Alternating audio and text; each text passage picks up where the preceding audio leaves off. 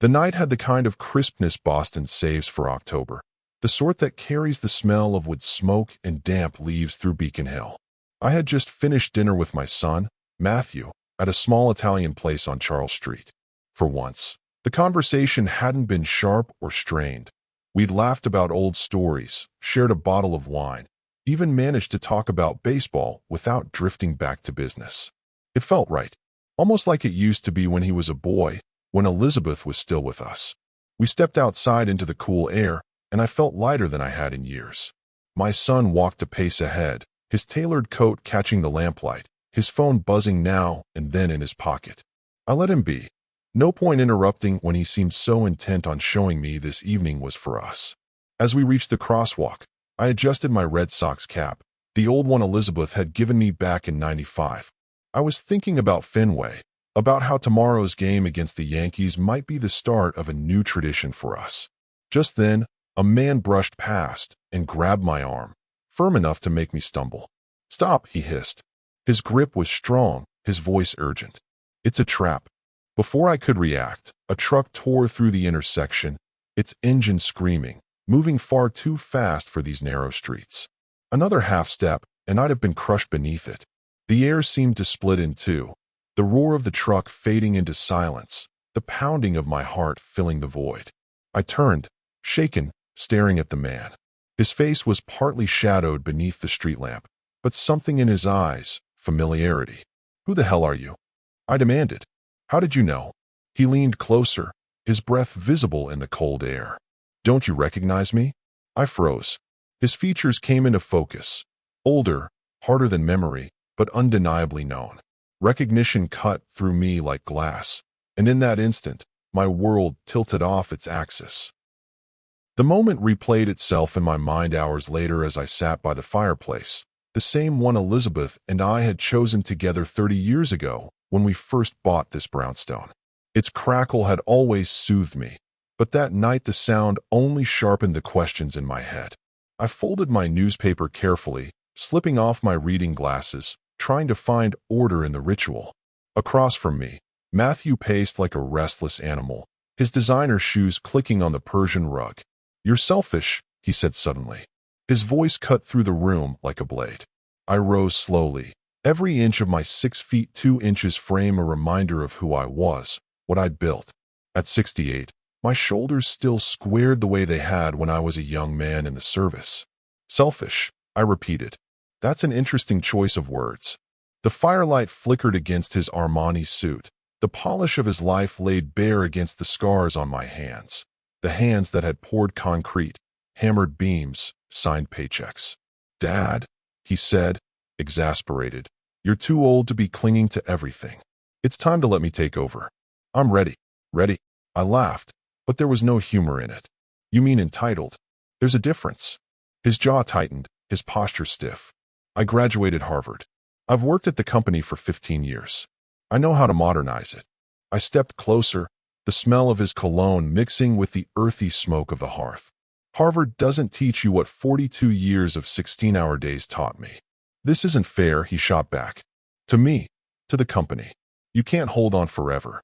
The words burned. I thought of Elizabeth, her warnings, her quiet voice telling me not to spoil him, not to hand him everything without asking him to earn it. I hadn't listened. "You've been learning," I said, my voice low, steady. "Not working. There's a difference." He faltered, just for a moment. His eyes flicked to the mantel, to the family photos lined up like silent judges. Elizabeth's smile, frozen in a silver frame. Matthew, years younger, beaming on his graduation day. Finally, his tone shifted. "The will," he whispered. "It's still made out to me, right?" Something in me went cold. "Yes," I said, "but not for much longer." I pointed to the door. My hand didn't shake. "Get out of my house." For a flicker of a second, he looked like the boy who used to follow me around construction sites, bringing me coffee in a paper cup, begging to sit on the bulldozer. Then the hardness returned, washing it all away. "You'll regret this," he spat, before storming out. The front door slammed so hard the windows rattled. A moment later, the growl of his BMW echoed down the street until only silence remained. I stayed standing, staring at Elizabeth's photo. My throat tightened. He's become everything you warned me about, I whispered. The whiskey I poured sat untouched on the mantel. My hands shook when I tried to lift it. 42 years of building a company from nothing, from one dilapidated Dorchester house into projects that shaped the Boston skyline. And my only son saw me not as a teacher, not as a father, but as an obstacle to be removed. The clock ticked on, steady and merciless. Outside, Beacon Hill glowed in its autumn hush, street lamps casting pools of light across empty sidewalks. Inside, I sat alone, listening to the echoes of a fight I feared had no return. Tomorrow, I told myself, tomorrow I'll find clarity. But that night, all I had was silence, shadows, and the sharp memory of a stranger's voice warning me at a crosswalk. It's a trap. 3 days passed before the phone rang. I almost didn't answer. Most calls for business came straight to my cell, and this old rotary in the study hadn't rung in months. But something, instinct, maybe, made me lift the receiver on the 7th ring. Hello, Dad. It's me. Matthew's voice, softer than I'd heard in years. Almost humble. I sat down slowly, the late afternoon light spilling across the desk. Dust motes danced in the air, stirred by the sound of my own breath. I wanted to apologize, he said. The words came halting, unfamiliar on his tongue. I was wrong the other night. I shouldn't have spoken to you that way. I gripped the receiver tighter. Matthew, you built that company from nothing, he continued. I had no right to act entitled to it. I let my pride get in the way. Silence. Only the ticking of the clock filled the room. Elizabeth's photo smiled at me from the corner of the desk, as though she were listening too. Son, I said finally, careful not to let the crack in my voice show. We both said things we regret. But hearing you say this, he cut in, his tone lighter now, tinged with excitement. Listen, tomorrow the Sox are playing the Yankees. Last game of the season. Why don't we go? Like old times. My heart caught. Baseball. I repeated. You're serious? Dead serious, he said. I'll get us good seats. Main gate at Fenway, 6:30 sharp. Just you and me. I couldn't help it. I smiled. For the first time since Elizabeth's passing, I felt hope bloom where only disappointment had lived. That sounds wonderful, son. Great. I'll text you details tomorrow. See you then. The line clicked dead, leaving me staring at the receiver in my hand. Elizabeth had always said baseball bound men together. Fathers and sons, grandfathers and grandsons. Maybe she was right. Maybe this was the first step back to something we'd both lost. The next evening, I pulled out my old Red Sox jersey from the back of the closet. The fabric was soft with age, the numbers faded, but it still carried the memory of Matthew's first game. He was 12, wearing a tiny cap 3 sizes too big, refusing to leave even when his stomach hurt from too many hot dogs. I slipped the jersey over my shirt, settled Elizabeth's old gift, my cap, on my head, and for a moment I was young again, a father heading to Fenway with his boy. The October air was brisk as I stepped out into Beacon Hill. Gas lamps flickered along brick sidewalks polished smooth by centuries of footsteps. Dinner smells drifted from brownstones. Children's laughter echoed from a courtyard. I decided to walk instead of drive. 20 minutes through the Common, down Boylston, across to Kenmore. I wanted to savor the anticipation. At the corner of Charles and Beacon, I glanced back at the brownstone, its windows glowing golden in the twilight. A steady, permanent beacon. I whispered to Elizabeth, "Wish you could see this." Then I turned toward the city. Boston Common was alive with evening bustle. Couples strolled, joggers cut across the paths, a saxophone player filled the cool air with blues. By the time I reached Kenmore, the crowd had thickened, streams of fans in red and navy converging on Fenway like rivers feeding the sea. The green monster loomed ahead, impossibly tall, impossibly familiar. Floodlights bathed the ballpark in electric glow, and the hum of thousands of voices grew into a roar as we neared the gates.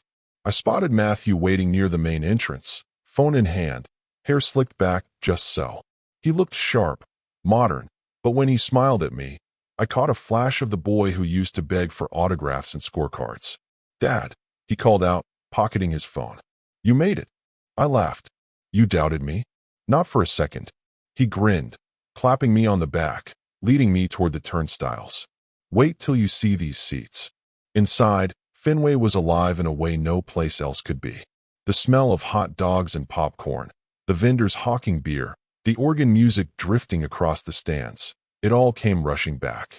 My chest tightened with memory. Our seats were down the third base line, close enough to hear the crack of the bat, to smell the dirt. The field stretched emerald under the lights, perfect and eternal. Not bad, huh? Matthew said as we settled in.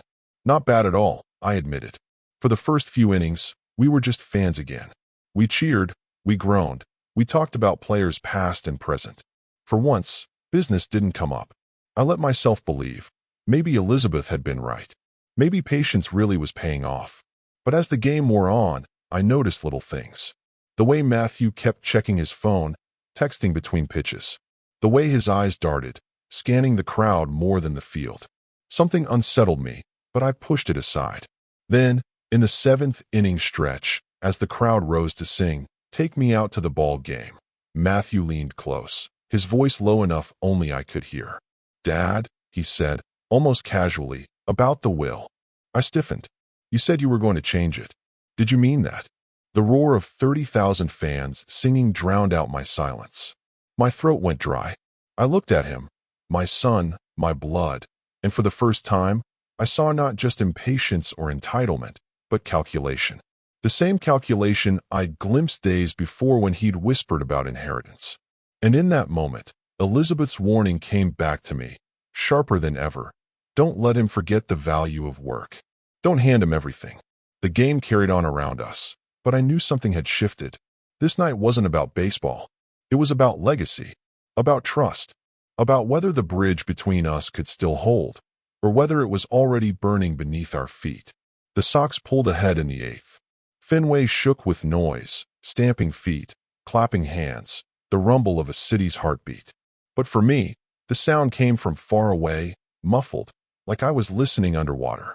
Matthew cheered, smiled, even draped an arm over my shoulder during Sweet Caroline. But my mind replayed his question. "Did you mean that? About the will?" The words gnawed at me. He hadn't asked about Elizabeth. He hadn't asked about my health, or whether I was lonely in the brownstone. No, he'd asked about the will. When the final out was called, Sox over Yankees, 7-4, the stadium roared. Fans spilled into aisles, singing, hugging strangers, carrying joy into the Boston night. Matthew squeezed my shoulder. "Let's beat the crowd." We lingered near our seats as the stands emptied. I studied his face under the harsh stadium lights, wondering if I was imagining the shadow there, or if Elizabeth's whisper had been right all along. We hugged one last time outside his car, his sleek black BMW waiting in the overpriced lot off Lansdowne. "Drive safe," I told him. "Text me when you're home." "I will," he said. His embrace lingered. Too long, too tight, almost desperate. Then he was gone, tail lights swallowed by traffic. I turned toward Brookline Avenue, choosing the walk back to Beacon Hill. The air was crisp, the streets alive with victory songs and laughter. I breathed it in, wanting the peace, the normalcy. But peace lasted only a block. At the crosswalk, the light turned green. I stepped forward. That's when a hand clamped my arm and yanked me backward with brutal force. A truck thundered past, horn blaring, engine screaming, no intention of stopping. If I'd taken one more step, I'd have been a smear on asphalt. I stumbled into the stranger who had saved me. Medium height, glasses, navy peacoat. His grip firm, his voice urgent. "Mr. Jenkins, stop. It's a trap." My heart slammed against my ribs. What the hell just happened? The truck's roar faded into the distance, leaving behind only burned rubber and silence. The man guided me to a bench. My legs barely held. "I know you," I said, studying his face in the lamplight. "Grover Hayes," he said quietly. "Harvard. Matthew's friend. We met at the 4th of July barbecue a few years back." Memory clicked.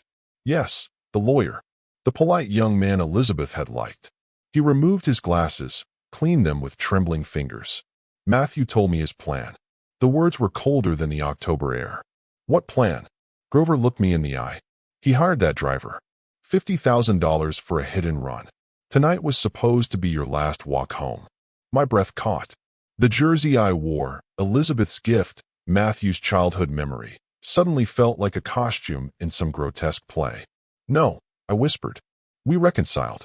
He laughed, he hugged me. That was part of it," Grover said. "The game, the apology, the expensive seats. He wanted you relaxed, trusting." The world tilted. My son, my boy who'd scraped knees on Boston sidewalks, who'd begged for extra innings, had staged it all. "For inheritance," I muttered, my voice breaking. Grover nodded. "The company, the estate. He owes dangerous people money. They pressured him. He thought your death was the only way out." I pressed shaking hands to my face. "Elizabeth warned me," I said. "She told me not to hand him everything." Grover's silence was answer enough. Finally, I lowered my hands. My voice came out steady, flat. "What do I do now?" Grover's answer was simple. "Decide whether to destroy him or outlive him." The next morning, I walked into Grover's Cambridge office with my leather briefcase. Inside were my will, company papers, financial statements. "I want him disinherited," I said, my voice carrying none of last night's tremor. "Everything goes into a foundation. Housing for working families. Not a cent for Matthew." Grover didn't flinch. "I'll draft the documents. Massachusetts law is clear. Charitable trusts are nearly impossible to contest." For the next 2 hours, we dismantled Matthew's future. Line by line, signature by signature, I erased every dollar he'd counted on. The company that had been his supposed inheritance became a community foundation. My house, my investments, my estate, all redirected to causes Elizabeth would have championed. When I pressed the final seal into place at the notary's office in the North End, I felt something shift inside me. Matthew had wanted my death to make him rich. Instead, my life would make strangers' lives better. Families would have homes. Students would have scholarships. Children would have opportunities my own son had squandered. Justice, Elizabeth would have approved. That night, I lit a cigar at the harbor, the smoke curling into the salt air. The city lights glittered across the water, Fenway's glow faint on the horizon.